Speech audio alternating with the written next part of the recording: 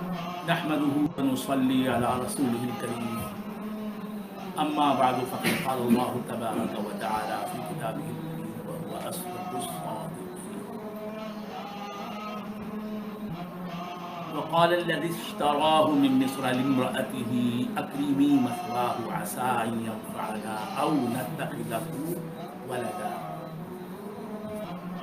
وكذلك مكنا ليوسف في الأرض ولنعلمه من تأويل الأحاديث والله غالب على أمره ولكن أكثر الناس لا يعلمون صدق الله مولانا العظيم وصدق رسوله النبي الكريم وبلغنا ونحن من الشاهدين والشاكرين والحمد لله رب العالمين. معزز و محترم حاضرین، حق تعالیٰ کا بے انتہا فضل و کرم ہے کہ اس نے ہمیں سرکار دو عالم نور مجسم صلی اللہ تعالیٰ علیہ وآلہ وآصحابہ وسلم کی امت میں پیدا فرمایا اور ہمیں آپ کا امتی ہونے کا فخر عطا فرمایا. ارشاد ربانی ہے وقال الذي اشتراه من مصر لامرأته أكرمي مثواه. حضرت یوسف علیہ السلام کا واقعہ گزشتہ صحبت میں بھی آپ نے سنا اور آج بھی اسی کا تسلسل جاری ہے. حضرت یوسف علیہ السلام کو ان کے بھائیوں نے بیچ ڈالا چند کھوٹے سکوں، چند روپیوں کے، اس زمانے کے روپیوں، اس زمانے کی کرنسی کے بدلے میں، اور پھر وہ قافلے والے جنہوں نے حضرت یوسف علیہ السلام کو خرید لیا، حضرت یوسف علیہ السلام کو لے چلے اپنے ساتھ اور مصر میں پہنچے ایجپٹ میں، اور وہاں اعلان کروایا کہ ہمارے ساتھ ایک بہت ہی حسین، بہت ہی خوبصورت نوجوان تو کیا بچہ ہے ہمارے ساتھ. اس بچے کو ہم فروخت کرنا چاہتے ہیں، بیچنا چاہتے ہیں. ہمارے ساتھ ایک لڑکا ہے، اس لڑکے کو ہم بیچنا چاہتے ہیں. تو حضرت یوسف علیہ السلام بکنے کے مرحلے میں آ گئے. حالانکہ حضرت یوسف علیہ السلام کہاں ہیں، ان کا مقام کہاں ہے، ان کی حقیقت کہاں ہے، اصلیت کہاں ہے، اللہ کی نظر میں وہ کتنے عزیز ہیں، معزز ہیں، محترم ہیں، مکرم ہیں. اللہ کی بارگاہ میں انہیں کتنی وجاہت حاصل ہے، اور وہ کیسے عظیم الشان خاندان سے تعلق رکھتے ہیں، بہت بڑے مرتبے والے پیغمبر کی نسل سے تعلق رکھتے ہیں، اس کے فرزند ہونے کا شرف رکھتے ہیں.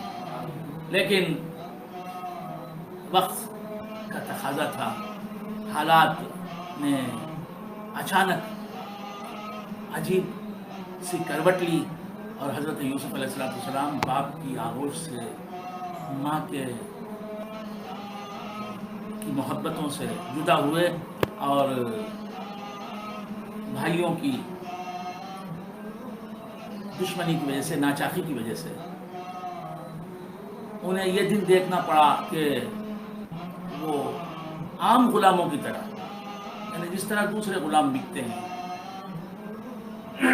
حضرت یوسف علیہ السلام بھی بازار میں آئے اور ان کو بیچنے والوں نے بیچنے کا ارادہ کیا، اعلان کروایا، ڈھنڈورا پیٹا اور یہ کہا کہ ہمارے پسند کے دام مل جائیں گے تو ہم اس لڑکے کو بیچ دیں گے. یہ لڑکا بہت ہی قیمت والا لڑکا ہے. بہت سے لوگ آئے، بہت سے لوگ تیار ہوئے حضرت یوسف علیہ السلام کو خریدنے کے لیے. یہاں تک کہ جو اس زمانے کے بادشاہ کا وزیر اعظم تھا، اس وقت مصر کا بادشاہ فرعون کہلاتا تھا. مصر کا جو بادشاہ ہوتا تھا فرعون کہلاتا تھا. میں نے گزشتہ صحبت میں بھی یہ بات آپ کے سامنے رکھی. یہ فرعون اس فرعون سے مختلف ہے جو حضرت موسیٰ علیہ السلام کے دور میں تھا، جس کے محل میں حضرت موسیٰ علیہ السلام کی پرورش ہوئی. یہ فرعون اور ہے جو یوسف علیہ السلام کے زمانے میں تھا، مصر کا بادشاہ بنا ہوا. یوسف علیہ السلام کا زمانہ موسیٰ علیہ السلام کے زمانے سے بہت پہلے کا زمانہ ہے.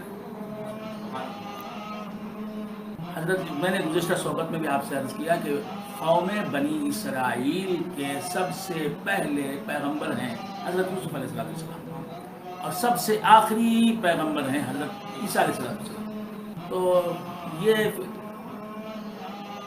مصر کا جو بادشاہ تھا جو حضرت یوسف علیہ السلام کے زمانے میں تھا، اسے بھی فرعون کہا جاتا تھا. اس زمانے میں جو مصر کا بادشاہ بنتا تھا اسے فرعون کہا جاتا تھا. تو یہ فرعون اور تھا.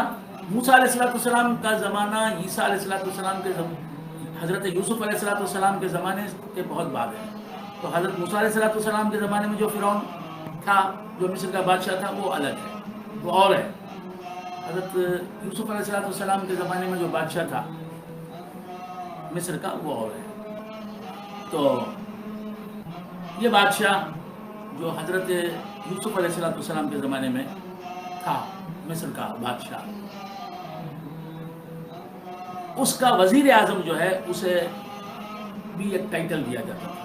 اس زمانے میں مصر کا جو وزیر اعظم بنتا تھا اسے بھی ٹائٹل ملتا تھا. وہ ٹائٹل تھا عزیز مصر. عزیز مصر وہ تھا وزیر اعظم. بہرکیف حضرت یوسف علیہ السلام کو بردہ فروشوں نے، لڑکوں کو بیچنے والوں نے، غلام بنا کر بیچنے والوں نے اور غلاموں کو بیچنے والوں نے حضرت یوسف علیہ السلام کو مصر پہنچایا اور اعلان کروایا. لوگوں تک بات پہنچی کہ اب آیا ہے بازار مصر میں ایک ایسا لڑکا جو اس سے پہلے کبھی نہیں آیا. اتنا حسین و جمیل، اتنا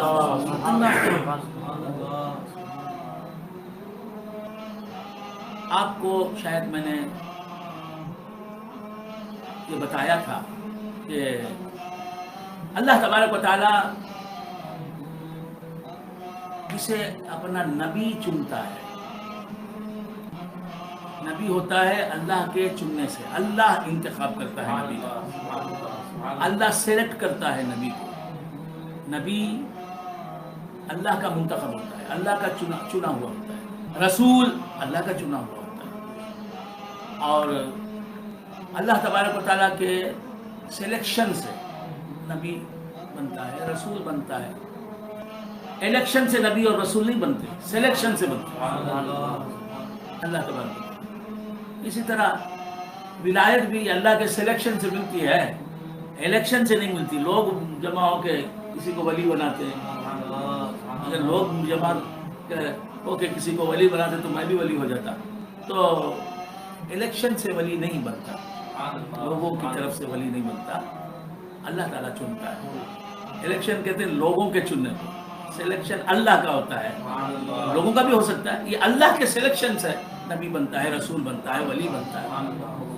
خیر، تو عرض کر رہا تھا کہ اللہ تبارک و تعالیٰ نے حضرت یوسف علیہ السلام کو ایک بہت بڑے نبی کے پیٹ میں پیدا کروایا. ان کا بیٹا ہونے کا شرف عطا فرمائے، حضرت یوسف علیہ السلام۔ یوسف علیہ السلام کے زمانے میں جو بادشاہ تھا وہ فرعون تھا، اس کا نام بھی فرعون تھا، اور حضرت یوسف علیہ السلام کو جو معجزہ ملا تھا وہ حسن کا معجزہ تھا۔ اللہ تبارک و تعالی نبیوں کو سلیکٹ کرتا ہے، کسے نبوت دینا چاہیے یہ اللہ کا فیصلہ ہے۔ جسے اس نے نبوت دینا چاہی اسے نبوت عطا فرمائی، جسے اس نے رسالت دینا چاہی اسے رسالت عطا فرمائی۔ نبی عام ہے، رسول خاص ہے۔ رسول جو ہوگا وہ نبی بھی ہوگا لازمی طور پر، لیکن نبی جو ہوگا وہ رسول ہوگا یہ ضروری نہیں۔ ہر رسول نبی ہوتا ہے، ہر نبی رسول نہیں ہوتا۔ اس واسطے نبیوں کی تعداد زیادہ ہے رسولوں کی تعداد کی بنسبت۔ نبی سینکڑوں میں ہے، سووں میں ہے، ہنڈریڈس میں ہے، اور نبی جو ہیں وہ ہزاروں میں ہیں۔ جتنے بھی پیغمبر ہیں وہ سب نبی ہیں۔ 1,24,000 تعداد بتاتے ہیں انبیاء کی۔ اب انہی انبیاء میں 313 کم و بیش رسول ہیں، تو رسولوں کی تعداد کم ہے، کیونکہ ہر نبی رسول نہیں ہوتا، لیکن ہر رسول نبی ہوتا ہے۔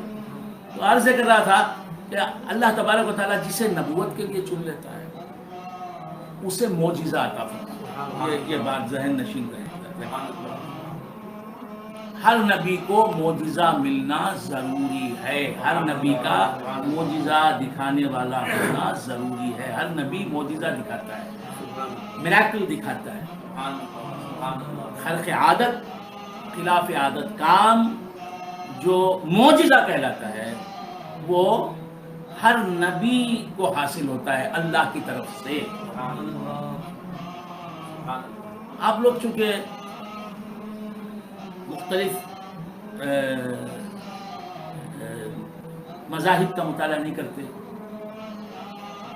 کمپیریٹیو اسٹڈی نہیں کرتے، ہندوازم کیا ہے، اسلام کیا ہے، عیسائیت کیا ہے، یہودیت کیا ہے، فلاں مذہب کی کیا تاریخ ہے، فلاں مذہب کا کون بانی ہے، فلاں مذہب کب شروع ہو کر کب دم توڑ گیا، فلاں مذہب کب سے چل رہا ہے، آج بھی چل رہا ہے، کیوں چل رہا ہے، یہ مذہب کیوں ختم نہیں ہوا، یہ مذہب کیوں جاری ہے، یہ اسے کہتے ہیں مذاہب کا تقابلی مطالعہ۔ تو ہم نے کیا ہے جتنا کر سکے کہ ہم نے کیا ہے۔ تو مذاہب کے جو پیروکار ہوتے ہیں، اسلام کو ماننے والے جو کہلاتے ہیں، ان میں بہت سے گمراہ ہیں، بہت سے لوگ گمراہ ہیں، غلط مذہب کو پیش کرتے ہیں، اسلام کے نام سے غلط مذہب کو پیش کرتے ہیں، کہتے ہیں کہ ہم اسلام کے علمبردار ہیں، اسلام کے مبلغ ہیں، اسلام کی طرف لوگوں کو بلاتے ہیں، اسلام کے داعی ہیں، اور وہ جو پیش کرتے ہیں وہ اسلام سے مختلف کوئی اور چیز ہوتی ہے۔ تو اسی طرح ایک آدمی تھا جو بہت بڑا اردو کا ادیب گزرا ہے، بہت بڑا ناقد گزرا ہے، کرٹک گزرا ہے، بہت بڑا ادیب گزرا ہے۔ آپ حضرات کو یہ باتیں ذرا عجیب سی لگیں گی۔ بہت بڑا نامور آدمی تھا، نیاز فتح پوری، علامہ نیاز فتح پوری۔ اس نے بھی، یہ بھی ایک عالم تھا، اور میں نے سنا کہ یہ علماء کے گھرانے سے تعلق رکھتا تھا، اس کے ماں باپ بھی پڑھے ہوئے تھے، علم دین انہوں نے سیکھا تھا، اہل سنت و جماعت سے ان کا تعلق تھا۔ اس نے، اللہ نے اسے گمراہ کر دیا۔ اردو کا تو بہت بڑا عجیب گزرا ہے، نیاز فتح پوری، نگار نامی ماہنامہ نکالتا تھا۔ یہاں پیدا ہوا، پھر پارٹیشن کے بعد ادھر چلا گیا، پڑوسی ملک پاکستان چلا گیا، پھر وہاں وہ رسالہ نکالتا تھا۔ تو اس نے لکھا ہے، اس نے کتاب لکھی من و یزداں، شاید اس کا ذکر میں نے پہلے کیا ہوگا. منو یزداں ایک کتاب لکھی اس میں وہ کئی عقائد اسلامیہ کا انکار کرتا ہے. کہتا ہے کہ یہ سب چیزیں نہیں ہیں, یہ بیکار کی باتیں نہیں. کئی ضروریات دین کا اس نے انکار کیا. پھر بھی بہت سے لوگ اسے مسلمان سمجھتے رہے. بے ایمان آدمی تھا, ملحد تھا. تو ایک بہت ضروری باتیں جو ہیں اسلام میں جن کو ماننا ضروری ہے, ان باتوں کا بھی اس نے انکار کیا. جیسے اس نے جنت اور دوزخ کا انکار کیا, اس نے معجزات کا بھی انکار کیا, اس نے معجزات کا بھی انکار کیا. اور یہ کہا کہ یہ جو کہا جاتا ہے, یہ جو مانا جاتا ہے مسلمانوں میں کہ نبی کا صاحب معجزہ ہونا یہ ضروری ہے. معجزہ نبی کی نبوت کی صداقت کی دلیل ہوتا ہے. نبی معجزہ دکھا کر یہ بات منواتا ہے لوگوں سے کہ یہ واقعی سچا نبی ہے, جھوٹا نبی نہیں ہے. اور یہ ایک حقیقت ہے, میں نے شاید پہلے بھی عرض کیا ہے, یہ آپ سمجھ لیں, یہ ایک حقیقت ہے, صداقت ہے, مسلم بات ہے کہ جو جھوٹا نبی ہوگا, جیسے غلام احمد قادیانی, مرزا غلام احمد قادیانی 20ویں صدی میں وہ مر گیا. 1908 میں اس کی موت ہوئی. مرزا غلام احمد قادیانی, اس نے دعوی نبوت کیا. وہ دعوی نبوت اس کا جھوٹا تھا.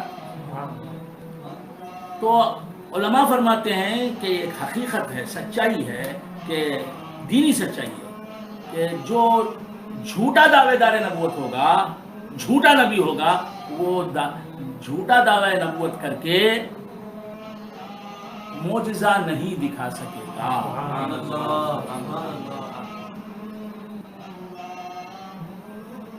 تو سچے نبی کی سچی نبوت کی دلیل اور پروف کے طور پر اللہ تبارک و تعالیٰ معجزے کو پیدا کرتا ہے.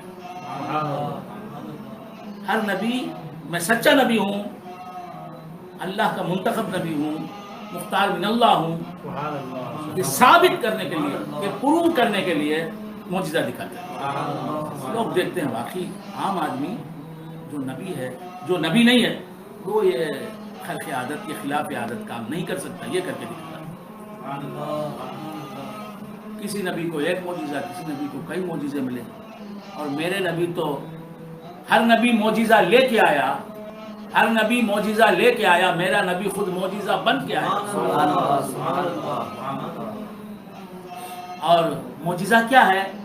حضور کے نور سے بننے والی چیز. معجزہ بھی اللہ کی مخلوق ہے, ہر معجزہ اللہ کی مخلوق ہے, اس کا خالق اللہ تعالیٰ ہے, اور ہر اللہ کی مخلوق حضور کے نور سے بنتی ہے. تو حضور کے نور سے ہر معجزہ بنتا ہے. حضور کا نور ہر نبی کو سچا نبی ثابت کرتا ہے. حضور کے نور کو دیکھ کر معجزے کی شکل میں قوم ہر نبی کو سچا نبی مانتی ہے. خیر بندگان خدا, تو اللہ تبارک و تعالیٰ نے ہر نبی کو جو سچا دعوے دار نبوت تھا معجزہ عطا فرمایا. ہر نبی کا صاحب معجزہ ہونا, معجزہ دکھانے والا ہونا ضروری ہے. ایسی زبان استعمال کر رہا ہوں میں کہ اس کی زبان, مادری زبان تامل ہے, وہ بھی سمجھ لے گا. اگر نہیں سمجھا کیونکہ ایسی اردو ہے, پھر صحیح اردو ہے, پھر انگریزی بولنے والا بھی سمجھ لے, اگر سمجھ سکتا ہے تو باہر کے اس سے آسان اردو نہیں بولی جا سکتی. حالانکہ میں اس سے بہت اونچی اردو بول سکتا ہوں, لیکن میرا جو مجمع ہے, میں تامل ناڈو سے تعلق رکھتا ہوں. تامل ناڈو میں تو اردو کی تدفین ہوئے شاید نصف صدی سے زیادہ کا عرصہ گزر گیا. اب یہ زبان ذرا مشکل ہے, نصف صدی سے زیادہ کا عرصہ گزر گیا. جو مسلسل سن رہے ہیں مجھے وہ تو سمجھ لیں گے, لیکن جو ابھی آیا ہے میری محفل میں اسے تو ان لفظوں کو کے معنی سمجھنا ڈیفیکلٹ ہوگا. تو عرض کر رہا تھا کہ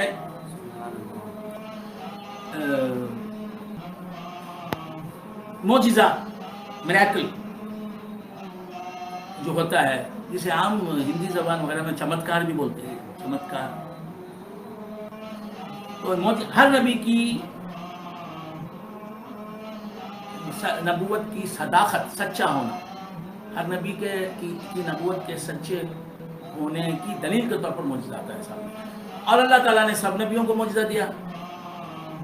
اور معجزہ کیسا دیتا ہے اللہ تعالیٰ؟ اس زمانے میں جو چیز بہت ہی مشہور ہوتی ہے، جو کمال بہت ہی مشہور ہوتا ہے، وہ کمال، اس کمال میں بے نظیر کمال دے کر اللہ تبارک و تعالیٰ نبی کو بھیجتا ہے. تو مصر جو ہے آج بھی خوبصورتی کے لیے، بیوٹی کے لیے، حسن انسانی کے لیے مشہور ہے. مصر کی عورتیں تو عورتیں، خواتین تو خواتین، مرد جو ہیں وہ آ جاتے ہیں ہمارے پاس تو ان کو ہم دیکھتے رہ جاتے ہیں کہ مرد اور اتنا حسین. ہمارے یہاں کی خواتین اس کا مقابلہ نہ کر سکے حسن میں.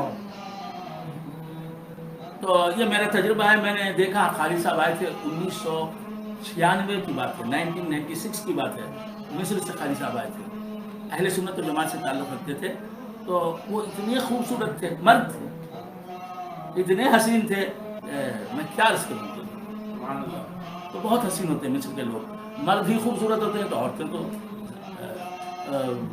بہت زیادہ خوبصورت ہوں گی. آج کی بات کہہ رہا ہوں. تو اس زمانے میں حضرت یوسف علیہ السلام کے زمانے میں کیا بات ہوگی. اس زمانے میں مصر جو ہے حسن صورت کا، انسانی حسن کا کی علامت سمجھا جاتا، استعارہ سمجھا جاتا، سمبل تھا حسن انسانی کے لیے کہ ہر آدمی وہاں کا حسین، ہر عورت حسین، ہر مرد حسین، ایک سے ایک حسین. تو اللہ تبارک و تعالیٰ نے یوسف علیہ السلام کو ایسا حسین بنایا کہ لوگ دیکھتے، لوگوں نے کہا کہ ہم بھی حسین ہیں بھائی، ہماری بیوی حسین ہے، بیٹی حسین ہے، ماں حسین تھی، دادی حسین تھی، ہماری بہنیں حسین ہیں، بھائی حسین ہیں، لیکن یہ حسین، سبحان اللہ، ایسا تو ہم نے کوئی حسین نہیں دیکھا آج تک، اور آج ہمیں کوئی دکھائی دے رہا ہے. تو ہر زمانے میں جو کمال مشہور ہوتا ہے، لوگ جس کمال کی طرف متوجہ ہوتے ہیں، جس وصف کمال کو لوگ سراہتے ہیں، بہت ہی مشہور ہوتا ہے، معروف ہوتا ہے، اسی کمال میں سب سے منفرد حیثیت کا کمال دے کر معجزے کے طور پر اللہ ہر نبی کو بھیجتا ہے. موسیٰ علیہ السلام کے زمانے میں جادو کا زور تھا، تو اللہ تبارک و تعالیٰ نے موسیٰ علیہ السلام کو ایسا کرشمہ، ایسا معجزہ عطا فرمایا کہ جادو جس کے سامنے دم توڑ گیا. جادوگروں نے کہا کہ یہ جادو نہیں ہے، ہم نے سب سے بڑا جادو دکھایا اپنے دور کا، لیکن یہ جو موسیٰ دکھا رہے ہیں یہ جادو نہیں، یہ کچھ اور ہے. سمجھ گئے کہ جادو نہیں ہے، معجزہ ہے. جادو تو انسان کرتا ہے، معجزہ تو رب کی طرف سے اس کے پیغمبر کو ملتا ہے. یہ مان گئے، سمجھ گئے وہ یہ جادو ہے، جادو نہیں ہے، سمجھ گئے، علامتوں سے پہچان گئے. تو جب سرور کونین محمد رسول اللہ صلی اللہ تعالی علیہ وآلہ وآصحابہ وسلم اس دنیا میں تشریف لائے تو زبان و بیان کی خوبی، زبان، صرف و نحو، شاعری، فن خطابت، عربی زبان اپنی چوٹی کو پہنچی. عربی زبان کی فصاحت و بلاغت، بڑے بڑے شعراء نے اپنا کلام پیش کیا اور دعویٰ کیا. 7 شاعر تھے، 7 شاعر تھے اس زمانے میں جب حضور تشریف لائے. آپ کے تشریف لانے سے پہلے کے زمانے میں، جسے ایام جاہلیت کہتے ہیں، تو 7 ایسے شاعر تھے جو بہت بڑے شعراء کہلاتے، بہت بڑے. انہوں نے اپنا کلام خانہ کعبہ کی دیوار سے لگا دیا، لگا کے کہا کہ ایسا کلام کوئی لکھ کے لائے. 7 کلام خانہ کعبہ کی دیوار سے. یوسف علیہ السلام کا قصہ بولو گے تو یہ بولتے نا بھیا یہ سب جاننا ضروری ہے، بہت ضروری ہے بھیا، یہ سب جاننا ضروری ہے.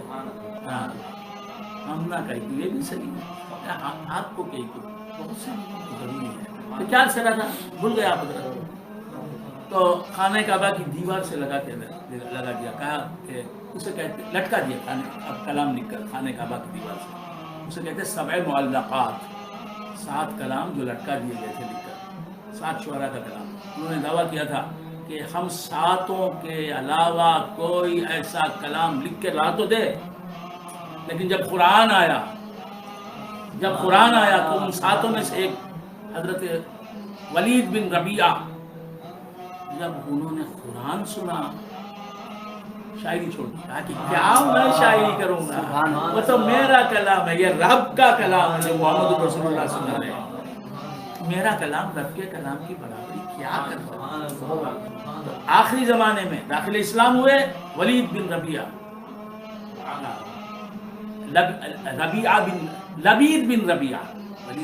لبید بن ربیعہ رضی اللہ تعالیٰ عنہ. یہ سب معلقات 7 شاعروں میں سے ایک شاعر تھے. جب قرآن سنا تو داخل اسلام ہوئے اور شاعر کہنا چھوڑ دیا. بس کیا کرتے، قرآن پڑھتے، کبھی سورہ یاسین پڑھ رہے ہیں، کبھی سورہ مزمل پڑھ رہے ہیں، کبھی سورہ تبارک پڑھ رہے ہیں. سر گھومتے قرآن پڑھتے، کہتے کہ اس کلام کے سامنے میرا کلام، میں نے شاعری چھوڑ دی.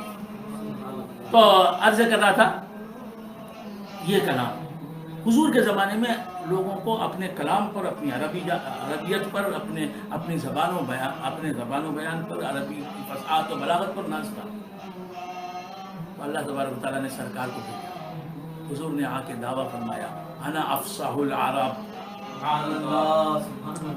عربو تم تو بہت فصیح عربی بولتے ہو، تم کو اپنی زبان و بیان پر بہت ناز ہے، میں تم سب سے زیادہ فصیح عربی بولنے والا ہوں.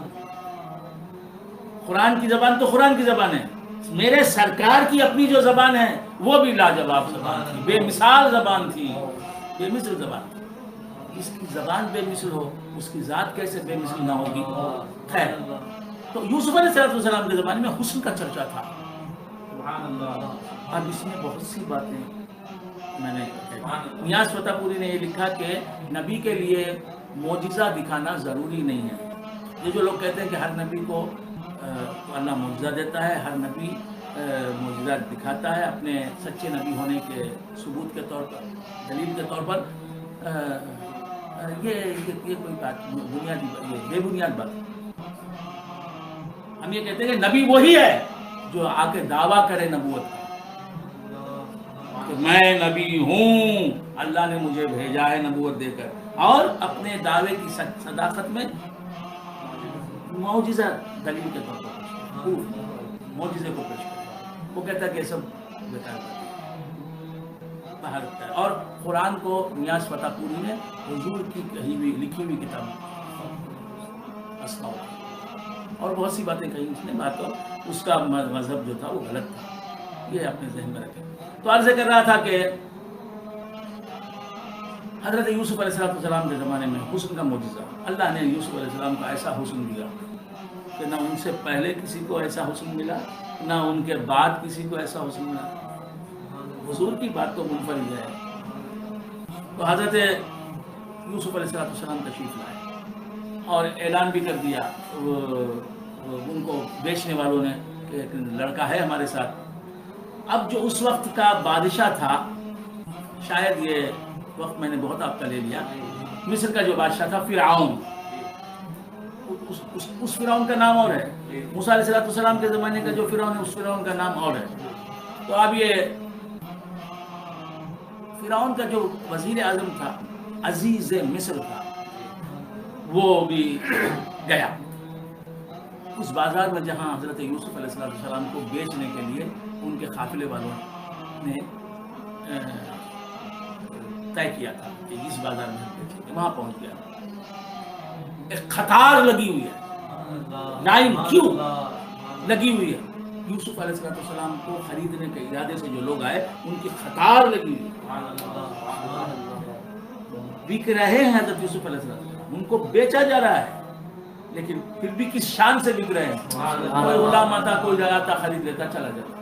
نہیں، ان کو خریدنے کی نیت رکھنے والے لوگوں کی قطار اور لمبی قطار، اور وہ جو بھی آئے اعلان ہو گیا تھا کہ معمولی داموں میں ہم اسے نہیں بیچیں گے.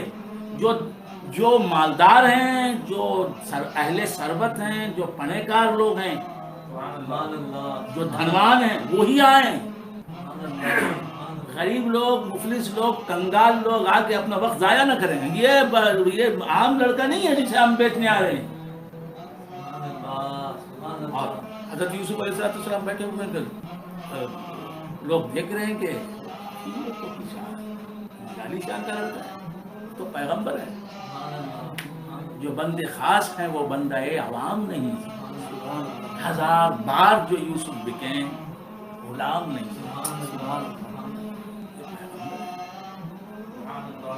تو سب خطا جو لگی ہوئی تھی، جو کیوں تھی، وہ غریبوں کی نہیں، مفلسوں، کنگالوں، بے یاروں، مددگار لوگوں کی نہیں، وہ سب بڑے رتبے کے لوگ، دولت مند لوگ. اب دولت مند کیسے ہوں گے؟ دیکھیے جس کیوں میں عزیز مصر ہے، وزیر اعظم مصر کا ہے، سب بڑے بڑے وزیر شہر میں.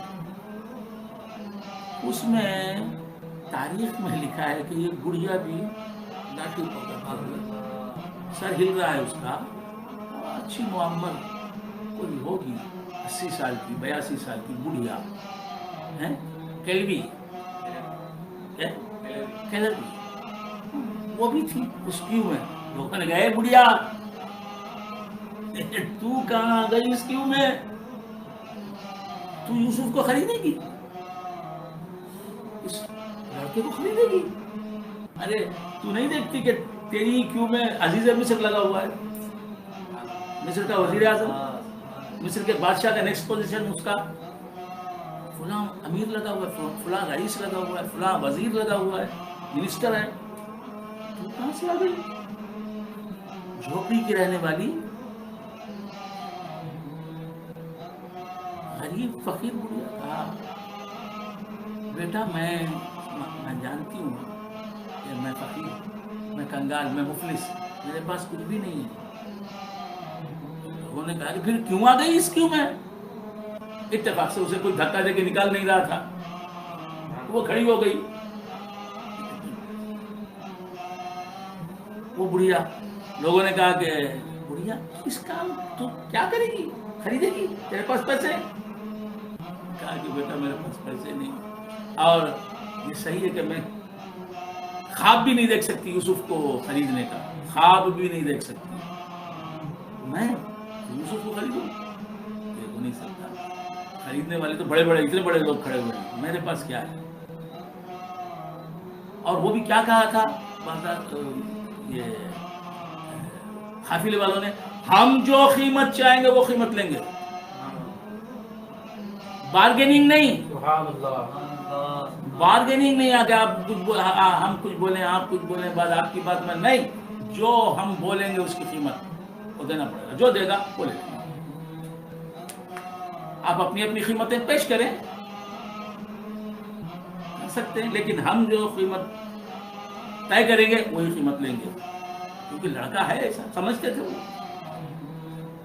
خیر تو کیوں میں کھڑی، وہ بڑھیا وہ بھی کھڑی ہوئی ہے، مالدار بھی کھڑے ہیں. اس نے کہا کہ بیٹا میں تو خرید نہیں سکتی، لیکن مجھے معلوم ہے کہ یوسف کی تاریخ لکھی جائے گی، قیامت تک ذکر ہوگا اس کے حسن کا، اور آج کے دن اس کے بکنے کا ذکر ہوگا مصر کے بازار میں آ کر. تو خریداران یوسف کی صف میں میں بھی کھڑی تھی، میرا نام بھی ہو جائے گا، یوسف کے نام کے ساتھ میرا نام بھی لیا جائے گا. بس میں یہ چاہتی ہوں، میں نہیں چاہتی کہ یوسف کو میں خریدوں. کہاں خرید سکتی؟ خریدنے کی طاقت ہوتی تو خریدتی، لیکن بس خریداران یوسف کے صف میں میں بھی تھی شامل، ایک بڑھیا بھی تھی. یہ تاریخ میں آ جائے، بس یہ میں چاہتی ہوں. یوسف کو میں پسند کرتی تھی، چاہتی تھی، یہ بات تاریخ میں لکھی جائے، بس میں یہ چاہتی ہوں. وہ تو حضرت یوسف علیہ السلام کو چاہتے، ہم تو حضور محمد رسول اللہ صلی اللہ علیہ وآلہ وسلم کے چاہتے ہیں.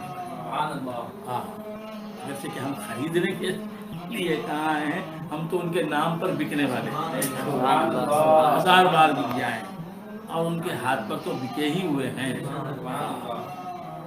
عرض کر رہا تھا یہ پس منظر بولنے میں اتنا وقت ہو گیا، حضرت یوسف علیہ السلام سب خریدنے کے لیے آ گئے، آخر کار کوئی اتنے دام نہ دے سکا۔ عزیز مصر جو تھا، وزیر اعظم مصر کا، اس نے حضرت یوسف علیہ السلام کو خرید لیا، حضرت یوسف علیہ السلام کو لے لیا۔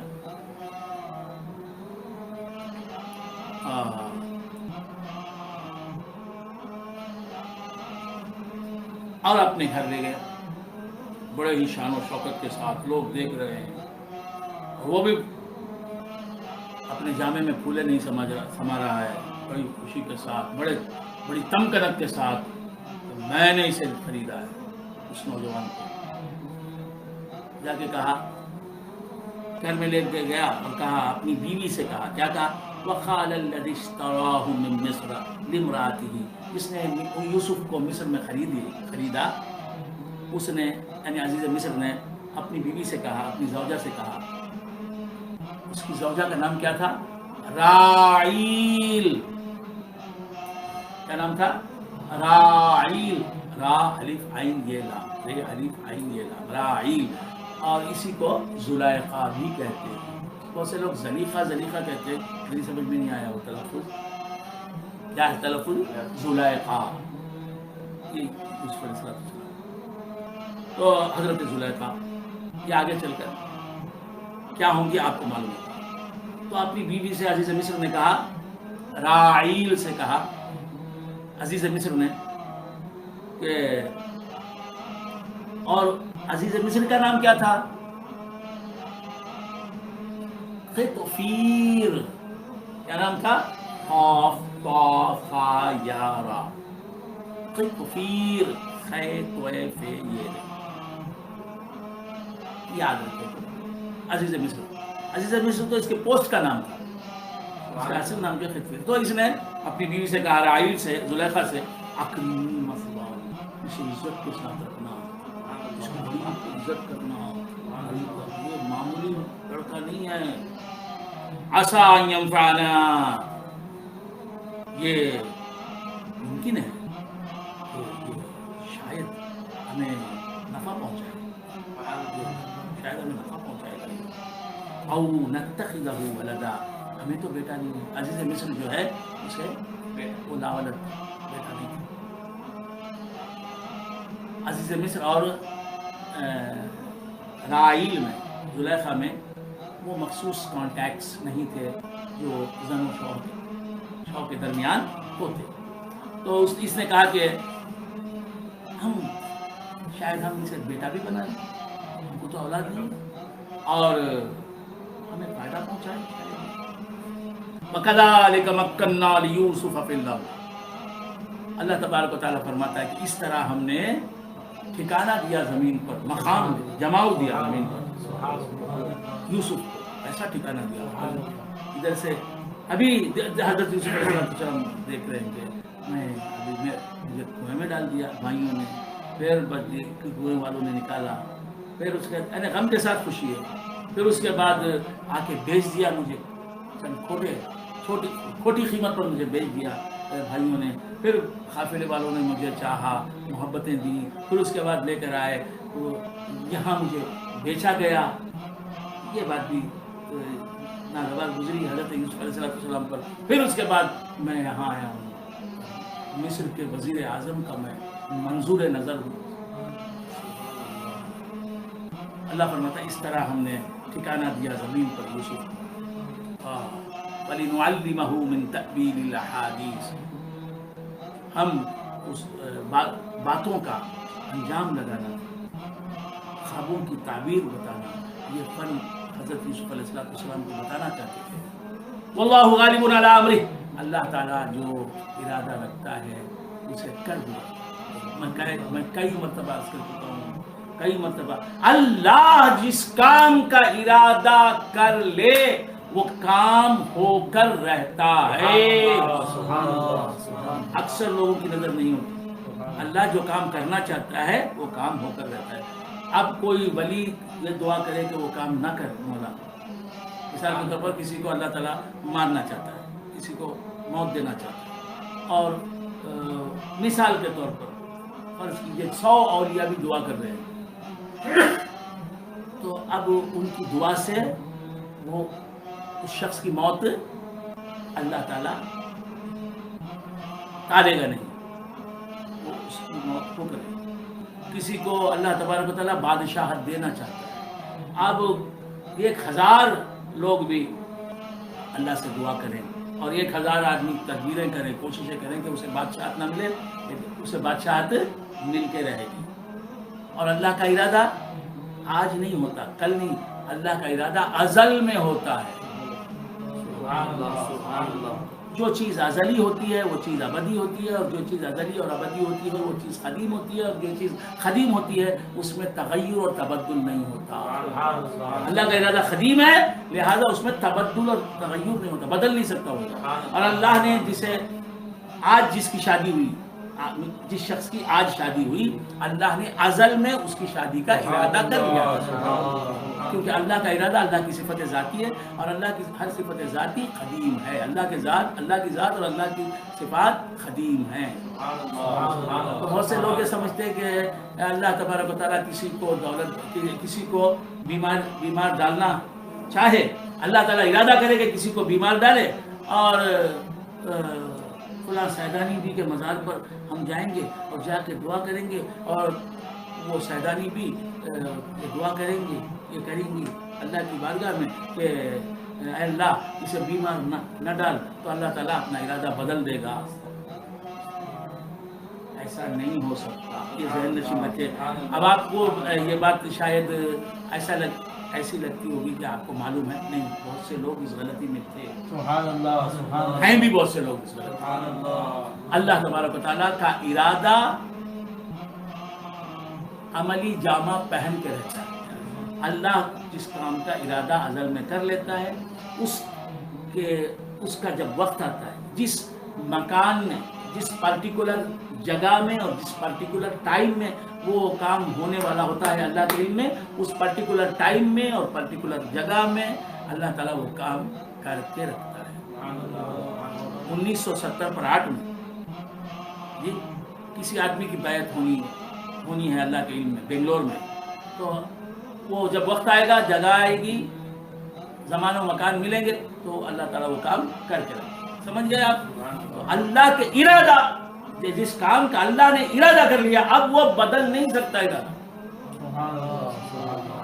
یہ انسان کا ارادہ ہے کہ میں نے چاہا کہ میں آج میں بڑی مسجد پہنچوں, گھر سے نکلا, سامنے پولیس والے آ گئے, کہیں پورے بھائی تیری لیا لاک ڈاؤن میں تیری لیا,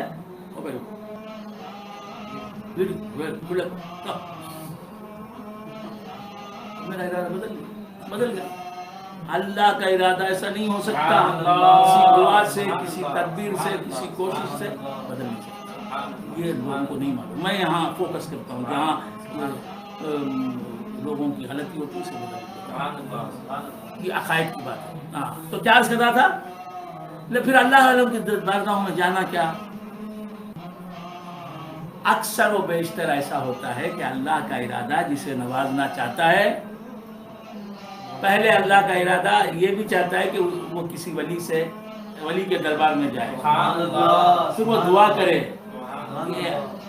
وہ دعا سبب بنتا ہے, اس سبب سے ظاہری سبب بنتا ہے, اس سبب سے جو ہے مولا تبارک و تعالیٰ وہ اس شخص کو نواز دیتا ہے.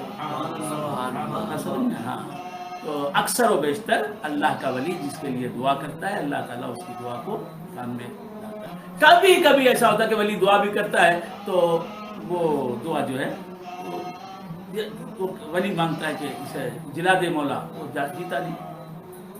یہ بہت کم ہوتا ہے. اکثر و بیشتر جو ہے دعا کارگرگی ہوتی ہے, اسی لیے اللہ کے اولیاء کی بارگاہ میں جا کے ہمیں دعا کرنا چاہیے. تو عرض کرنا تھا, اور دعا ایک صورت میں پوری نہ ہو تو دوسری صورت میں پوری ہو جائے. ہم نے کسی آدمی کے لیے صحت کی دعا کی, وہ اسے صحت نہیں ملی، اس کے بیٹے کو صحت مل گئی، سبحان اللہ، بوڑھے باپ کو صحت نہیں ملی، نوجوان بیٹے کو صحت مل گئی۔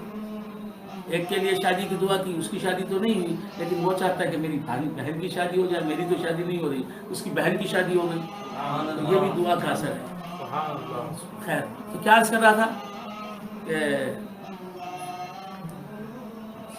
اللہ تبارک و تعالیٰ کا ارادہ وَلِنُعَلِّمَهُ وَاللَّهُ غَالِبٌ عَلَىٰ أَمْرِهِ، اللہ تبارک و تعالیٰ اپنے فیصلے پر اٹل ہے، سبحان اللہ، وہ جو کرنا چاہتا ہے کر کے رہتا ہے۔ سبحان اللہ، وَلَٰكِنَّ أَكْثَرَ النَّاسِ لَا يَعْلَمُونَ، کیا بھائی یوسف علیہ السلام کے یہ چاہتے تھے کہ یوسف علیہ السلام یوسف علیہ السلام مصر کے وزیر اعظم کے گھر میں پلیں؟ سبحان اللہ، اگر وہ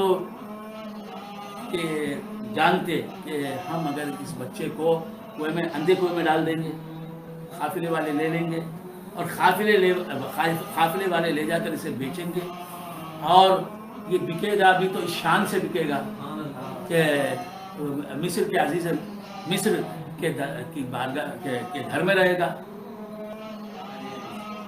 مصر کے عزیز مصر کے گھر میں پلے گا، تو وہ کرتے تو معلوم ہوا بھائیوں نے تو حضرت یوسف علیہ السلام کا نام و نشان بھی مٹا دینا چاہا۔ اللہ نے چاہا کہ نہیں، میرا یوسف پروان چڑھے گا، اس کا ہر غم اس کی خوشی کا پیش خیمہ بنے گا، پیش خیمہ من تعبیر ولیکن اکثر الناس لا یعلمون، اکثر لوگ نہیں جانتے۔ ولما بلغ اشدہ آتیناہ حکما وعلما، اللہ تبارک و تعالیٰ فرماتا جب یوسف اپنی بلوغت کی عمر کو پہنچ گئے، میچیورٹی کی عمر کو آ گئے، جب وہ میچیور ہو گئے، اب تک انمیچیور تھے، بالغ نہیں تھے، جب بالغ ہو گئے اور قوی ہو گئے، طاقتور ہو گئے، نوجوان، آتیناہ حکما وعلما، ہم نے ان کو حکم بھی دیا اور علم بھی دیا۔ تو اللہ تعالیٰ دنیا کی دولت دیتا ہے، شہرت دیتا ہے، مقبولیت دیتا ہے، تو علم اور حکمت پہلے دے کر دیتا ہے، سبحان اللہ، سبحان اللہ، تو وہ دولت مبارک ہوتی ہے۔ علم دین نہیں ہے، دولت مند بن گیا، اکڑ کے چلتا ہے، کیا کرنے کے لیے؟ وہ دولت ہر قدم پر اسے جہنم ملے گا۔ علم دین کے بغیر جو دولت حاصل کرتا ہے تو اے مسلمان، وہ دولت تجھے ہر قدم پر جہنم سے قریب کرنے والی ہے۔ اس دولت سے تو خدا کو ناراض ہی کرے گا، تو الٹا ہی سمجھے گا، ہر بات کو غلط ہی سمجھے گا۔ سچ سمجھنا تو تجھے آتا نہیں، اچھی بات تو سمجھنا آتا نہیں۔ علم دین کی ضرورت ہے کہ اچھا کیا ہے، برا کیا ہے، اچھا کون ہے، برا کون ہے، کون سا قدم اچھا ہے، کس کا قدم اچھا ہے، کس کا قدم یعنی کس کا اقدام کام اچھا ہے، کس کا کام برا ہے، علم دین کی بنیاد پر حاصل ہے۔ علم دین جسے حاصل نہیں، اپنے دماغ سے سمجھتا ہے یہ غلط جی، یہ صحیح جی۔ First you have to learn what is religion, what is Islam. Then only you can judge what is right and what is wrong. علم دین حاصل کرو۔ تو عرض کر رہا تھا وَلَمَّا بَلَغَ أَشُدَّهُ آتَيْنَاهُ حُكْمًا وَعِلْمًا وَكَذَلِكَ نَجْزِي الْمُحْسِنِينَ، اسی طرح ہم نیکوں کو ہم کیا کرتے ہیں، احسان کرنا، نیکی کرنا، نیکوں کو، اچھے لوگوں کو ہم کیا کرتے ہیں، جزا دیتے ہیں، صلہ دیتے ہیں ان کی اچھائیوں کا۔ وَرَاوَدَتْهُ الَّتِي هُوَ فِي بَيْتِهَا، حضرت یوسف علیہ السلام کے تعلق سے اللہ تبارک و تعالیٰ فرماتا ہے یوسف جس عورت کے گھر میں تھے، کون؟ راعیل، اس کے شوہر کا نام کیا بھول گئے، خط، پھر جزاک اللہ۔ میں اسی لیے کہتا ہوں کہ برکت اللہ بھائی، برکت اللہ سید برکت اللہ عامری صاحب ہیں، یہ ہماری ہر محفل میں رہیں تو یہ جانے محفل کہلاتے ہیں۔ تو عرض کر رہا تھا کہ خطفیر جو ہے یہ راعیل زلیخا، یوسف علیہ السلام، اللہ فرماتا ہوا جس کے گھر میں یوسف تھا،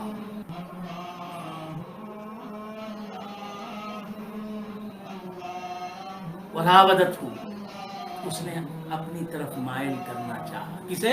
حضرت یوسف علیہ السلام.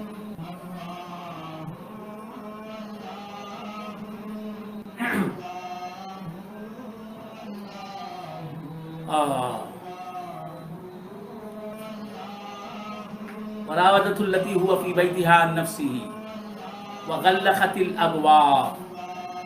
ایک مرتبہ حضرت یوسف علیہ السلام کو پر اس نے دروازے بند کر دیے. یوسف ہیں اور زلیخا ہے, دروازے اس نے گھر کے بند کر دیے.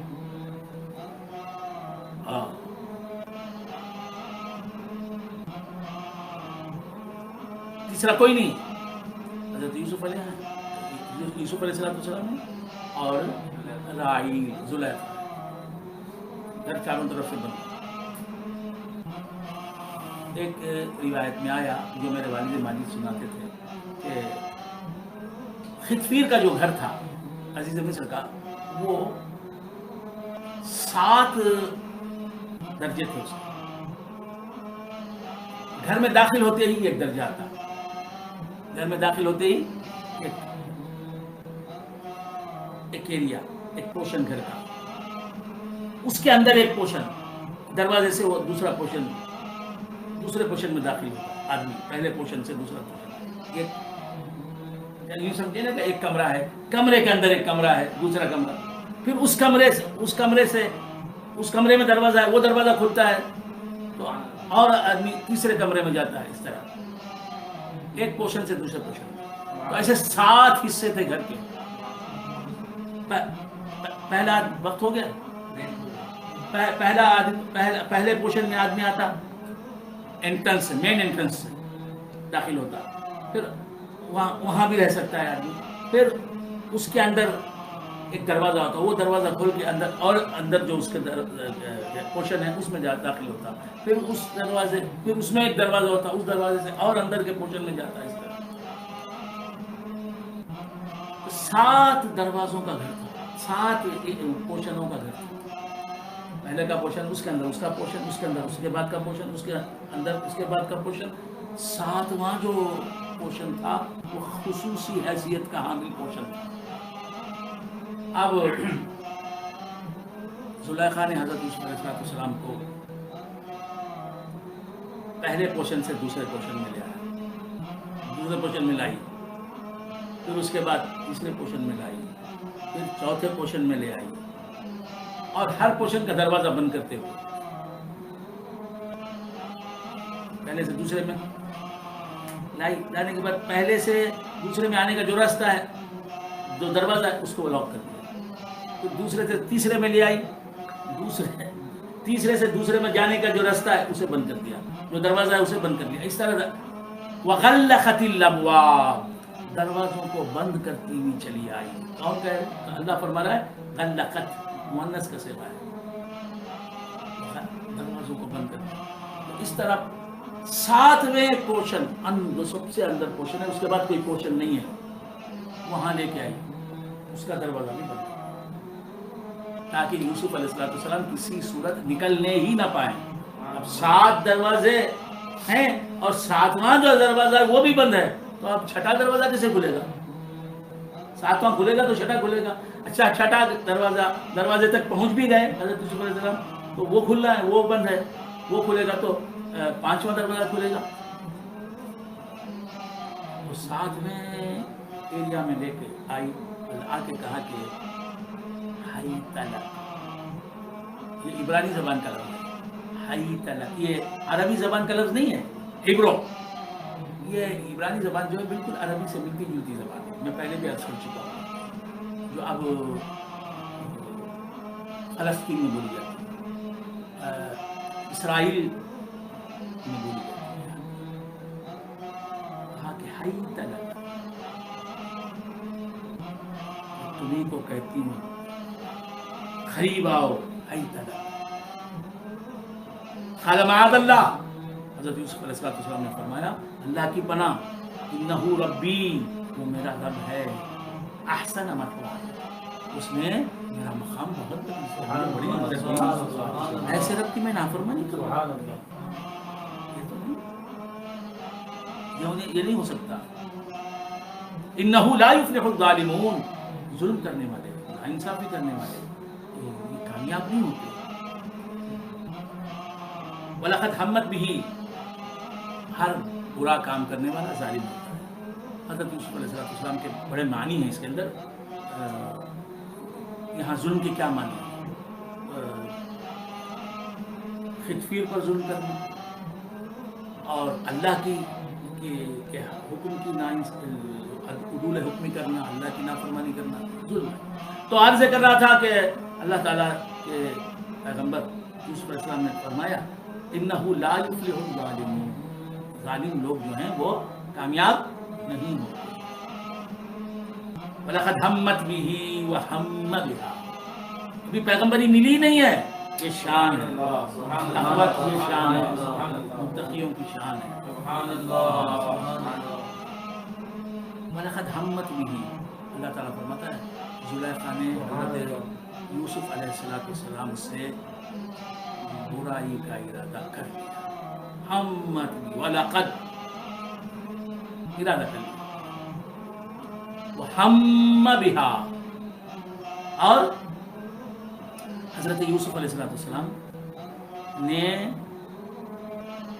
لولا رأى برہانہ، اگر لولا رأى برہان ربہ، اگر اپنے رب کی کھلی دلیل، مضبوط دلیل، مستحکم دلیل، پروف نہ دیکھ لیا، نہ دیکھا ہوتا اس نے یوسف علیہ السلام نے، تو یوسف بھی ارادہ کرتے، لیکن ارادہ کرنے کی نوبت نہیں آئی کیونکہ یہ پیغمبر ہونے والے ہیں. تو زلیخا اور اپنی طرف مائل کرنے کی باتیں شروع کر دی. اس کا تو پورا ارادہ تھا زلیخا کا کہ حضرت یوسف علیہ السلام سے وہ کام کرے جس کی شریعت اس زمانے کی شریعت میں اجازت نہیں تھی، اللہ کی مرضی کے خلاف جو کام تھا، آپ سمجھ رہے ہیں. تو اور اشارہ بھی کیا، بولی بھی کہ تمہیں کو میں کہتی ہوں.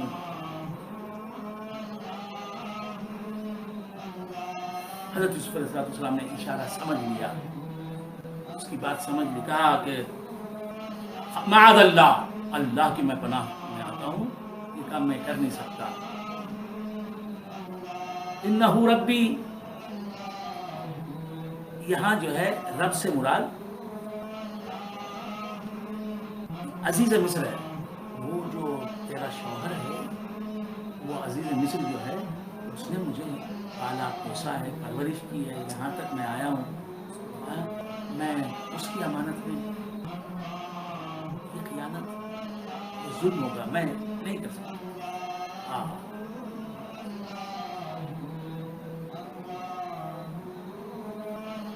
ہوا کیا کہ حضرت یوسف علیہ السلام خود کو تنہا محسوس کرنے لگے. وزیر اعظم کی بیوی ہے اور اپنی طرف کھلا رہی ہے، اور یوسف علیہ السلام بھاگ کھڑے بھی نہیں ہو سکتے، بھاگ بھی نہیں سکتے وہاں سے، دروازے بند ہیں. اگر پہلا دروازہ کھلا بھی تو دوسرا دروازہ بند ہے، 7 دروازوں کے باہر جانا ہے. اللہ کی طرف متوجہ ہو گئے. ایک روایت میں آیا کہ حضرت یعقوب علیہ السلام نظر آ گئے، ان کی صورت دکھائی دی اور ہمت آ گئی حضرت یوسف علیہ السلام. ایک روایت میں آیا کہ خود یعقوب علیہ السلام وہاں آ گئے. اللہ اکبر، اللہ اکبر. پیغمبر کی کیا شان ہوتی ہے. بند دروازوں میں 7 دروازے بند ہیں، سب کے اندر حضرت یوسف دیکھتے ہیں تو حضرت یعقوب آ گئے. اب حضرت یعقوب خود آ جائیں وہاں تو اب کیا ہو سکتا ہے. یوسف علیہ السلام کا دل کیسے دکھ سکتا ہے. اب پریشانی کیا رہ گئی. حضرت یعقوب آ گئے، تیسرا آدمی آ گیا، اور وہ بھی کیسی شان والا آدمی آ گیا.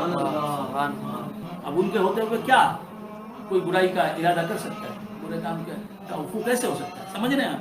ایک روایت میں کہ خود حضرت یعقوب علیہ السلام وہاں تشریف لائے، اللہ کے برہان بن کر، دلیل بن کر. ایک روایت میں آ کے حضرت یعقوب علیہ السلام آ گئے، ان کا چہرہ دکھائی دیا اور اس چہرے سے آواز بھی آ رہی تھی. حضرت یوسف علیہ السلام کو تاکید کر رہے تھے. تو وہ جو ایٹماسفیئر تھا پہلے سے وہ ختم. كذلك لنصرف عنه السوء والفحشاء. ہم یوسف کی پریشانی کو دور کرنے کے لیے، برائی کو دور کرنے کے لیے یوسف سے اور بے حیائی کے کام کو دور کرنے کے لیے ہم نے یہ صورت اختیار کی، یہ صورت اپنائی کہ اس حضرت یعقوب کو بھیج دیا یا ان کی صورت کو دکھا دیا، ان کی شبیہ، ان کی فوٹو کو دکھا دیا. بات سمجھ میں؟ تو اللہ والوں کی فوٹو نظر آ جاتی ہے بگڑی پار بگڑی بن جاتی ہے. اور اللہ والے مدد کے لیے خود بھی آتے ہیں، لیکن اس کا یہ مطلب نہیں کہ آپ فوٹو اللہ والے کی لگا کر رکھ دو. ہر کمرے میں 10 فوٹو آویزاں ہیں. فوٹو لگانا، آویزاں کرنا. جس گھر میں جاندار کی فوٹو لٹکتی ہوگی وہ وہاں رحمت کے فرشتے نہیں آتے. وہاں تو بس درندر آگی ہی درندر آگی، نحوست ہی نحوست ہوگی. تو جاندار چیزوں کی فوٹو، انسانات کی، حیوانات کی، پیر صاحب کی، کسی بابا کی، کسی پیر صاحب کی یہ فوٹو جو ہے لگا کے رکھتے ہیں. یار یہ کیا ہے؟ یارب حضرت کی فوٹو، یارب حضرت کی. یہ کس کی ہے؟ موتی بابا کی فوٹو ہے. یہ کس کی ہے؟ ہمارے پیر صاحب کی، میرے پیر عامر کریمی شاہ کی. کسی کی بھی فوٹو لگانا جائز ہے، ناجائز گناہ کا کام. اور خود کو عامر ہی کہتا ہے. فوٹو بیڈ روم میں 4 فوٹو، باہر 8 فوٹو، اس کے بعد پکوان کے اندر فوٹو. پیر صاحب کو پکوان سے کیا تھا؟ کچن میں فوٹو، ہاں اس میں فوٹو، ہاں. لا حول ولا قوت الا باللہ العلی العظیم. عرض کر رہا تھا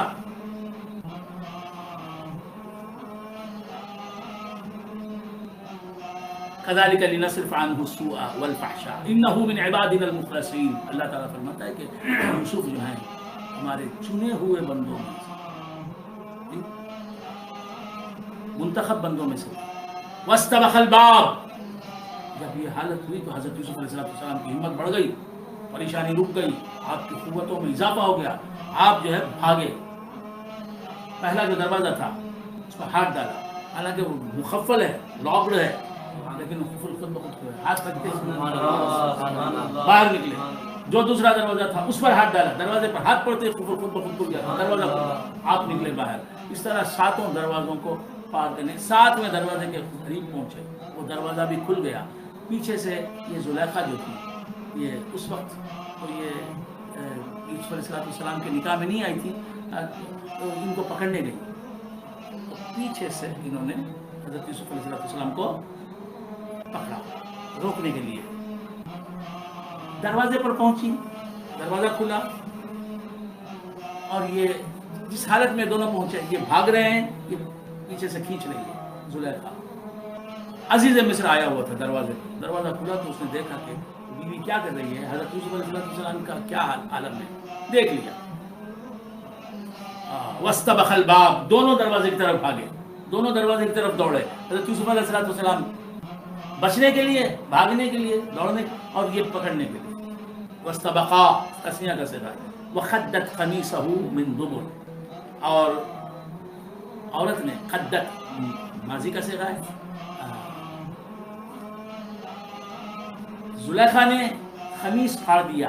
ہو کی ضمیر حضرت یوسف علیہ السلام نے یوسف کی قمیص پھاڑ دی عورت نے، یعنی راعیل نے پیچھے سے.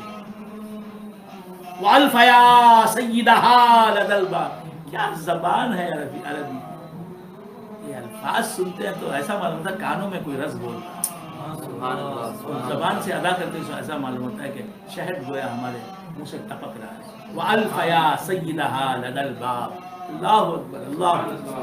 واقعی پروردگار عربی زبان ہی بے مثل زبان. اور پھر عربی زبان میں تیرا کلام جو ہے وہ تو ما ھذا کلام البشر. یہ بشر کا کلام نہیں ہے، انسان مخلوق کا کلام. وَأَلْفَ يَا سَيِّدَهَا لَدَى الْبَابِ. دونوں نے الفا یلفی کے معنی ہیں پانا. وَإِذَا الْمَنِيَّةُ أَنْشَبَتْ أَلْفَارَهَا أَلْفَيْتَ كُلَّ تَمِيمَةٍ لَا تَنْفَعُ۔ شاعر کہتا ہے کہ جب موت اپنے پنجے گاڑ دیتی ہے آدمی کو، موت اپنے پنجے، جانور شیر ہے کیا کرتا ہے پہلے پنجے گاڑتا ہے، اس کے بعد کھاتا ہے۔ تو شاعر کہتا ہے وَإِذَا الْمَنِيَّةُ أَنْشَبَتْ أَلْفَارَهَا، غالباً حضرت امام شافعی رحمۃ اللہ علیہ کا شعر ہے، غالباً یہ آدمی شاعر کا نام۔ جب موت اپنے پنجے گاڑ دیتی ہے انسان پر، الفیتا، الفا یلفی، تو پائے گا، تو پاتا ہے، تو نے پایا، کل تمیمۃ لا تنفع، ہر جھاڑ پھونک، ہر منتر، ہر رقیہ، لا تنفع، کام نہیں دیتا۔ جب آدمی کو مرنا ہی ہوتا ہے، اللہ تعالیٰ طے کر دیتا ہے، تو اب جا کے کوئی کچھ بھی پڑھ کر پھونکے، دم کر کے پانی پلائے، جانے والا تو جائے۔ غرض کر رہا تھا الفیا سیدہا لدى الباب، اور ان دونوں نے پایا سردار کو اپنے لدى الباب، دروازے کے پاس۔ سردار سے مراد عزیز مصر، اور ان دو قوم خطفیر اور راعی۔ قالت ما جزاء من اراد باهلك سوءا،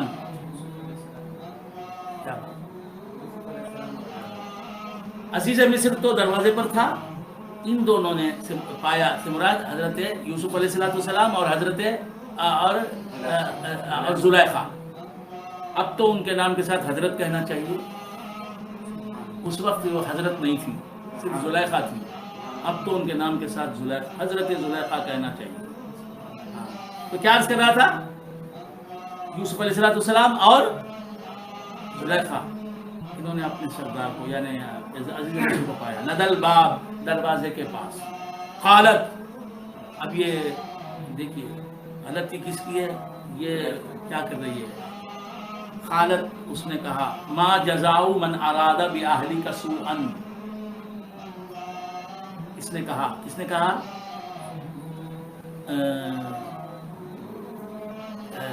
زلیخا نے، ما جزاء من اراد باهلك سوءا، جس نے آپ کی بیوی کے ساتھ برا ارادہ کیا ہو، اس کا کیا بدلہ ہو سکتا ہے، کیا سزا ہو سکتی ہے آپ کی نظر میں؟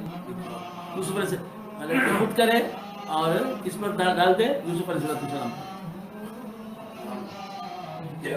الا ان یسجن، یہی اسے سزا دینی چاہیے کہ اسے جیل میں ڈال دیا جائے، او عذاب علیم، یا کوئی اور دوسری دردناک سزا دینی چاہیے۔ حضرت یوسف علیہ السلام خاموش نہیں رہے۔ قال، حضرت یوسف علیہ السلام نے فرمایا، ہی راودتنی عن نفسی، اس نے مجھے لبھایا کہ میں اپنی حفاظت نہ کروں، اس نے کیا ہے۔ ہی راودتنی عن نفسی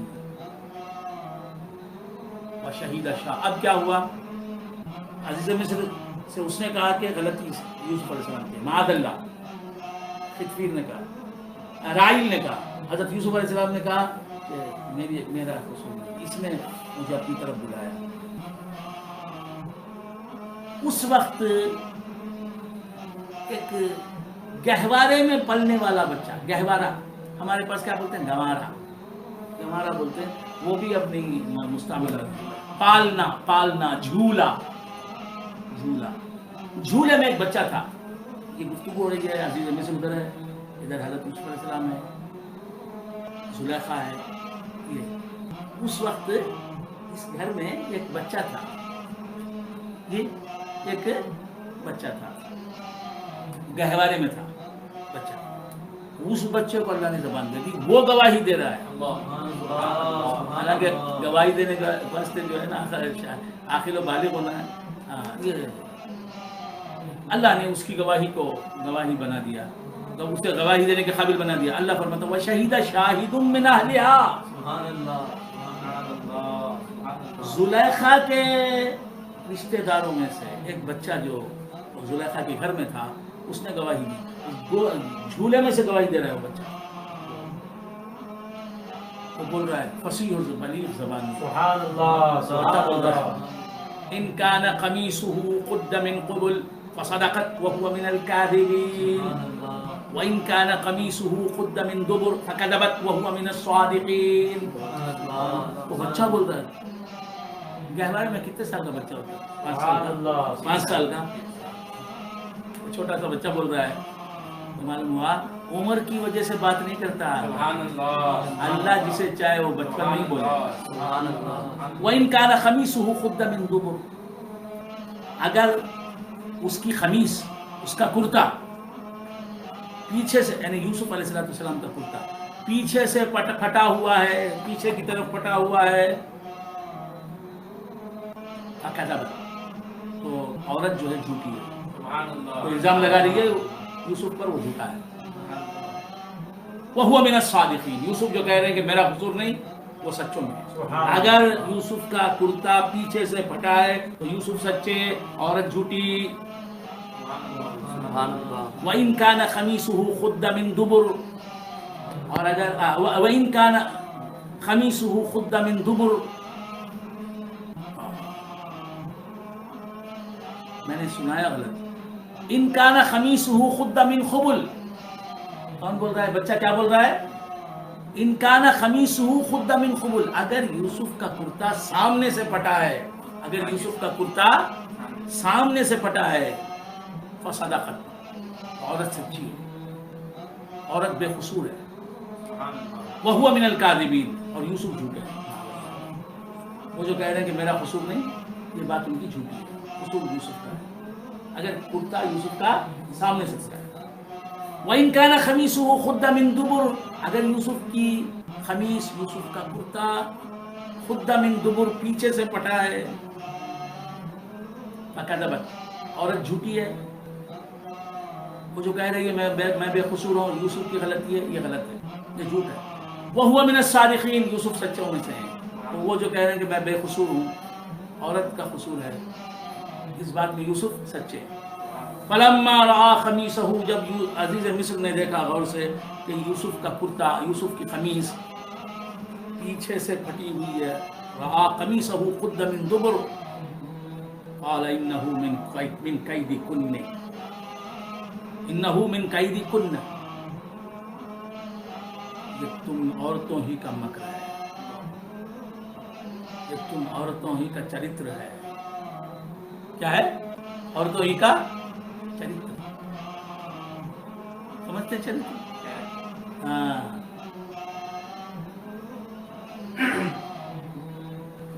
اعلیٰ حضرت فاضل بریلوی نے چرتر لکھا ہے. انہ من کیدکن. ان کیدکن عظیم. تمہارا قید جو ہے عظیم ہے. جگہ قرآن میں آیا ان قید الشیطان کان ضعیفا.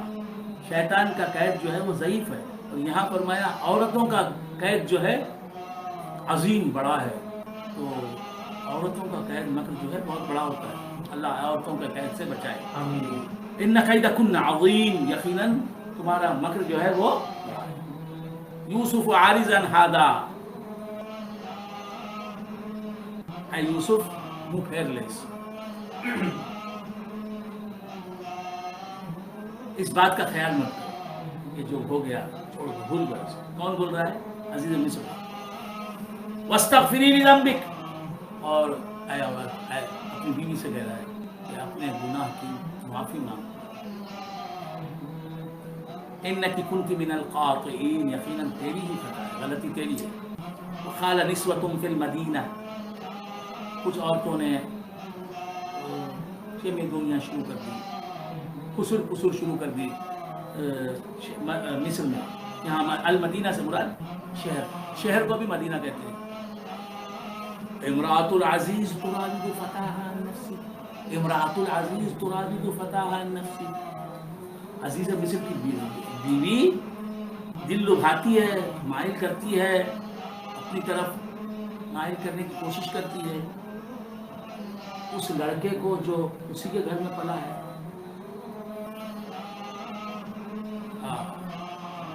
اس نوجوان کو جو اسی کے گھر میں پلا ہے اسے اپنی طرف بلاتی ہے.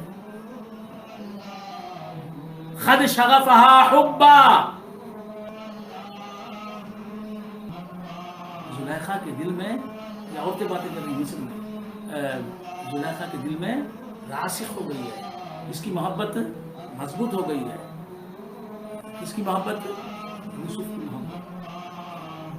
انا لنراہ فی ضلال مبین، یقیناً ہم اسے دیکھ رہی ہیں. یہ عورتیں باتیں کر رہی ہیں.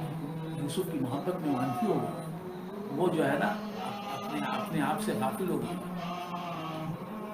خود کو بھلا بیٹھی ہے، بس یوسف کی محبت میں غرق ہو گئی، ڈوب گئی ہے. اب یہ خبریں آئیں، کان تک پہنچی کس کے؟ حضرت زلیخا کے کان تک آئیں. مصر کی عورتیں اور رؤسائے شہر کی عورتیں، بڑے بڑے وزیروں کی بیویاں، بڑے بڑے مالداروں کی بیویاں، شرفا کی بیویاں یہ کہہ رہی ہیں، مجھے عورتیں یہ کہہ رہی ہیں، بدنام کر رہی ہیں. یہ سنا کس نے سنا؟ زلیخا نے. فلما سمعت بمکرہن، زلیخا نے ان کے اس کام کی خبر سنی. ارسلت الیہن، تو سب کو بلا بھیجا کہ فلاں تاریخ میں فلاں رات میں میرے گھر میں جو ہے نا ضیافت ہے صاحب کی. سب مالداروں کی عورتوں کو کہلا بھیجا کہ آپ آنا آپ آنا آپ آنا، بلا بھیجیے. عزیز مصر سب سے بڑی شخصیت ہے نا عزیز مصر کی بیوی، اب اس سے بڑی ہے تو وہ ملکہ ہی ہے، بادشاہی ہے اس سے بڑا. تو سب کو آنا پڑا، سب مالداروں کی بیویاں، وزیروں کی، امیروں کی، سب آئیں. کہاں جمع ہو گئیں؟ زلیخا کے گھر میں، جہاں یوسف علیہ السلام رہتے تھے. ارسلت الیہن، سب کو بلا بھیجا، سب آ گئیں. وَعَاتَدَتْ لَهُنَّ مُتَّكَأً، ہر ایک کو اچھے بیٹھنے کی جگہ بنائی، ٹیکا لگا کر بیٹھنے کے لیے مسندیں سب کو مکمل کر دیے، بچھا دیا. بہت عالی شان فرش فروش بچھا دیا اور سب کو ٹیکا لگا کر بیٹھنے کے لیے وہ کیا کہتے ہیں گاؤں تکیے یہ سب ہوتے نا، یہ سب کر دیا. وَآتَتْ كُلَّ وَاحِدَةٍ مِّنْهُنَّ سِكِّينًا، سب آئیں. زلیخا نے ریسیو کیا، آئیے آئیے آئیے، سب آئیں. سب کو کہا آپ یہاں آپ یہاں. سب مصر کی عورتیں آئیں اور اپنی اپنی جگہ بیٹھ گئیں. سبحان اللہ. اس کے بعد کیا کیا؟ سب کے ہاتھوں میں چاقو دیا. وانگیں گا کیا نہیں، سب کے ہاتھ میں چاقو. چاقو کو کیا کہتے ہیں؟ کتی. ایک ایک کتی سب کے ہاتھ میں چاقو دے دیا. اور خالی چاقو نہیں دیا، ہاتھ میں جو ہے نا سیب دے دیے، بعد نے کہا لیمو دے دیا. اس کے بعد کہا قالت اخرج علیہن، یوسف اب آپ جو ہے ان کے سامنے آئیے، تم سامنے آؤ. یوسف کس کے سامنے؟ یا اور تم سامنے. فلما رأینہ، حضرت یوسف علیہ السلام اپنے خدا داد حسن کو لے کر اپنے اس حسن کے ساتھ نکلے، عورتوں کے سامنے آئے. وہ حسن کیا تھا؟ معجزہ تھا. وہ صورت معجزہ. تو یوسف کا حسن معجزہ تو محمد رسول اللہ کا حسن معجزہ نہیں. یوسف کا حسن معجزہ بنا محمد رسول اللہ کے حسن کی معجزہ کے نور کی وجہ سے.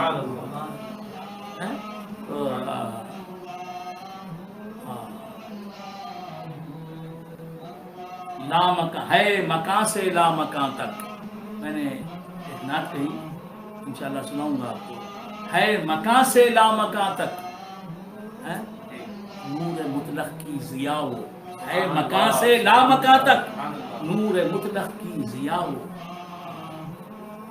معجزہ ہر جلوہ جس کا ہے، معجزہ ہر جلوہ ان کا جلوہ، ان کا ظہور، حضور کا ظہور ہی معجزہ. معجزہ ہر جلوہ جس کا ہے، سراپا معجزہ. تو عرض کر رہا تھا کہ حضرت یوسف علیہ السلام کو دیکھا.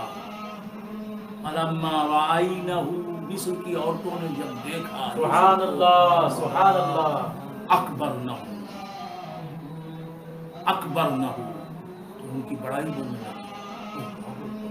ایسا حسین بھائی یہ تو بہت بڑی شخصیت ہے بھائی، یہ کچھ اور ہے بھائی، یہ کچھ ہم کیا کریں، اس کی تعریف کیا کریں، بڑائی بولنے لگی، حیران ہو گئی، اکبر نہ ہو وَقَطَّعْنَا أَيْدِيَهُنَّ، یوسف علیہ السلام کے جمال کو، حسن کو دیکھنے میں اس طرح سبحان اللہ، ڈوب گئی، بے خود ہو گئی کہ اپنی انگلیاں کاٹنے لگی، پھل چھوڑ کے انگلیاں، قَطَّعْنَا أَيْدِيَهُنَّ، ایک ہی ساتھ نہیں، خطانا ایک ساتھ کاٹ دینے کو خطانا کہتے ہیں، قَطَّعْنَا ذرا ذرا کر کے، ایک ساتھ کاٹنے میں درد کم ہوتا ہے، درد ذرا ذرا کاٹنے میں تو درد سبحان اللہ، لمبے عرصے تک رہے گا، لیکن یوسف علیہ السلام کے جمال کو دیکھنے میں وہ درد ان کو محسوس ہی نہیں۔ سبحان اللہ، سبحان اللہ، سبحان اللہ، وَقَطَّعْنَا أَيْدِيَهُنَّ، تو جو یوسف کا جمال دیکھے اسے تکلیف محسوس نہ ہو، درد محسوس نہ ہو، دکھ محسوس نہ ہو، تو جو ہمیشہ میرے سرکار کا جمال دیکھے اسے کیا دنیا کے غم دکھ پریشان۔ سبحان اللہ، سبحان اللہ، قَطَّعْنَا أَيْدِيَهُنَّ وَقُلْنَا، اور سب عورتوں نے کہا حاشا للہ، خدا کی قسم، ما ھذا بشرا، یہ انسان نہیں ہے۔ سبحان اللہ، سبحان مصر کی عورتیں کیا کہہ رہی ہیں؟ اللہ کی قسم کھا کے کیا کہہ رہی ہیں؟ قلنا حاشا للہ، خدا کی قسم، ما ھذا بشرا، یہ انسان ہی نہیں ہے۔ اللہ، یوسف کو دیکھنے والی عورتیں ان لوگوں سے بہت بھلی، یوسف کو دیکھ کے خدا کی قسم کھا کے کہہ رہی ہیں، کیا کہہ رہی ہیں؟ یہ انسان ہی نہیں، حالانکہ حضرت یوسف علیہ السلام انسان ہیں، ما ھذا بشرا، اور یہ لوگ رسول اللہ صلی اللہ علیہ وسلم کو دیکھ کے کیا کہہ رہے ہیں؟ ہمارے جیسے بشر کہہ رہے ہیں، معاذ اللہ، یقیناً بشر ہیں لیکن ہمارے جیسے نہیں۔ قلنا حاشا للہ ما ھذا بشر، یہ انسان نہیں، ان ھذا الا ملک کریم، یہ تو فرشتوں میں بھی ایک خاص فرشتہ ہوگا، یہ عام نہیں، اینجلس میں بھی بہت اسپیشل، بہت بڑے مرتبے کا بڑا صاحب عزت ہوا، یہ فرشتہ رہے گا، یہ انسان اتنا حسین نہیں ہو سکتا۔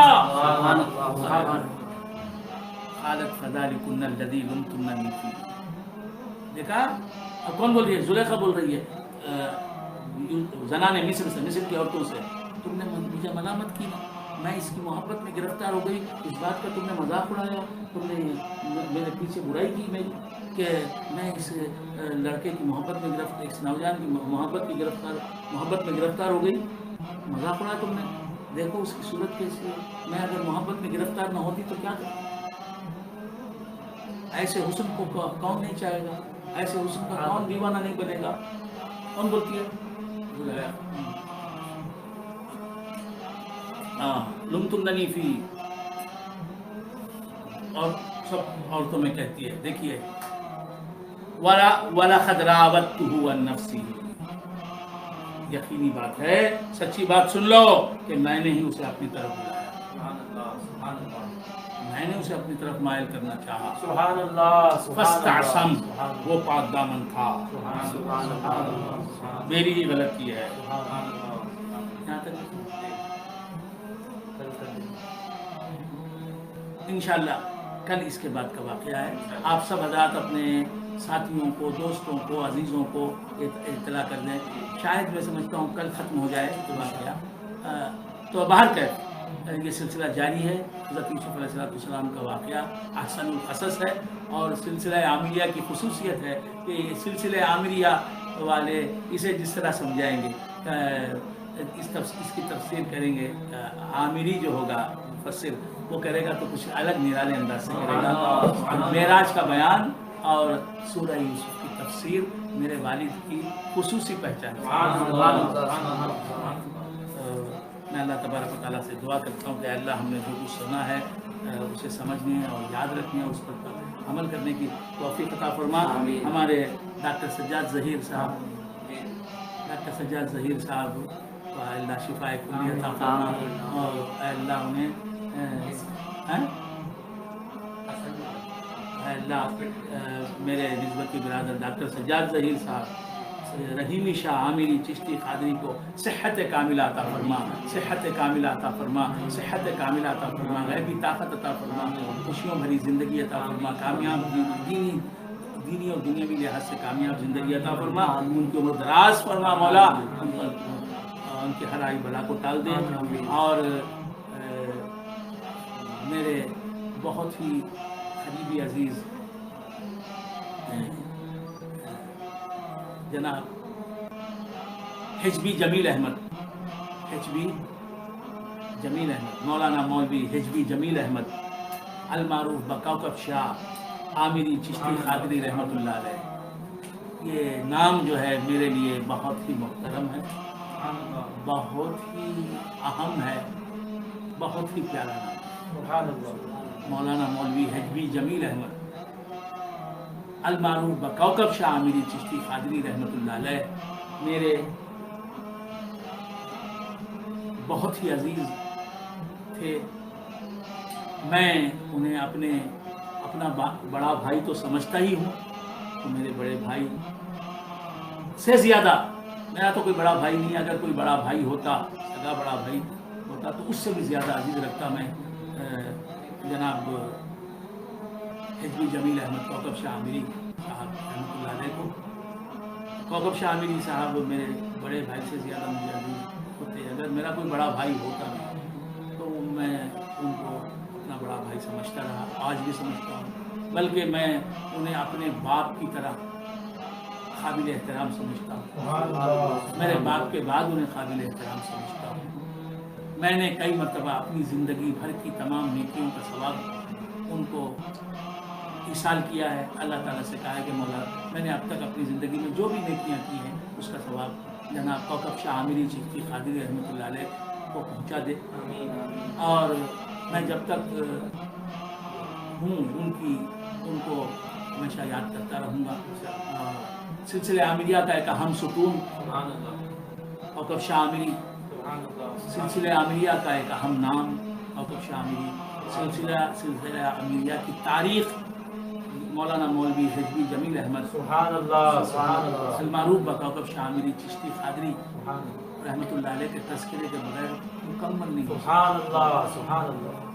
اور کوکب شاہ عامری حضرت خواجہ فقیر نواز پیر عامر کلیمی شاہ علیہ رحمۃ و رضوان کے مایہ ناز خلیفہ، اور اپنے پیر کی سیرت کے سانچے میں ڈھلے ہوئے تھے، اپنے پیر میں فنا ہو چکے تھے، فنا کی شاعر تھے۔